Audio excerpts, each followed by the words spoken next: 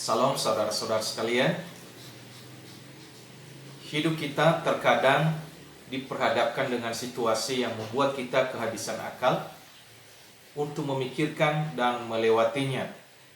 Misalnya, kehabisan akal atas perjuangan terhadap sesuatu penyakit.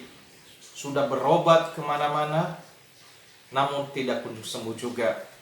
Atau misalnya seorang ibu rumah tangga yang kehabisan akal mengelola uang dari suami yang serba pas-pasan.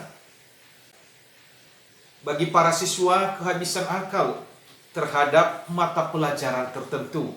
Sudah belajar mati-matian, namun tetap saja hasilnya tidak menggembirakan. Saudara-saudara,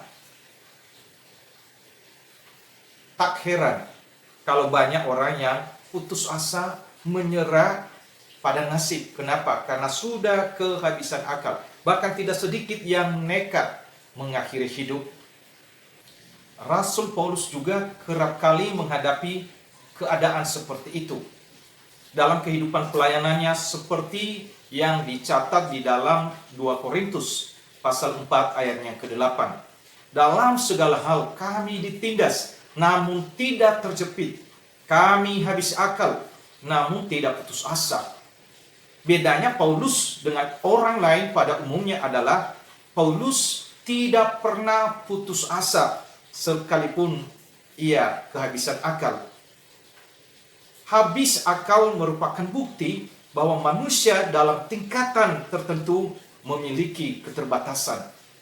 Dengan demikian manusia tidak cukup hanya mengandalkan akal saja dalam hidup ini, tetapi harus mencari andalan lain.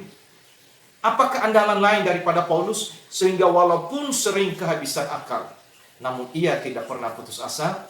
Kuncinya satu, saudara-saudara sekalian, yaitu mengandalkan kemurahan Tuhan di dalam hidupnya.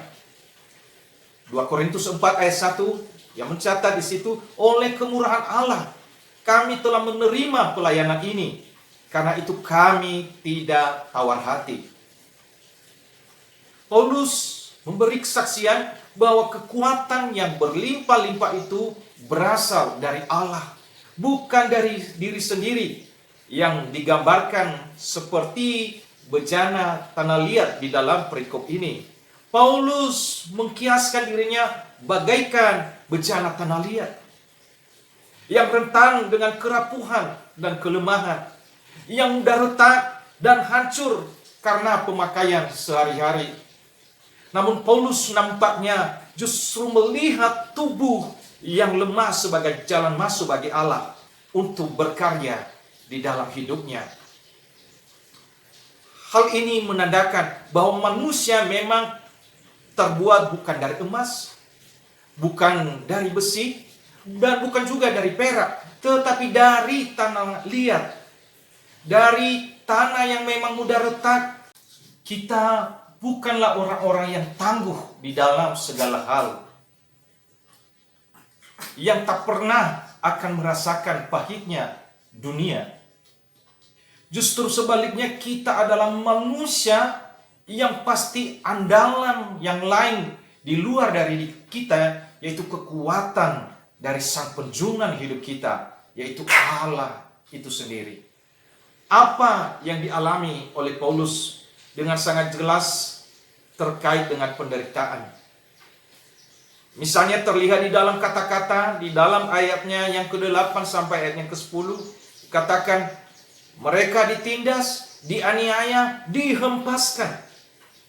Paulus ingin memperlihatkan bahwa manusia seperti dirinya, di mata manusia, khususnya rasul yang menjadi saingannya, adalah lemah dan tidak berarti apa-apa.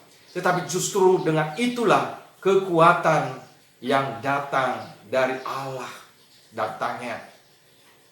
Tatkala menghadapi berbagai kesulitan hidup, berupa penderitaan dan kesesakan hidup, tidak cukup hanya mengandalkan akal, tetapi kita membutuhkan kemurahan Tuhan dalam hidup kita.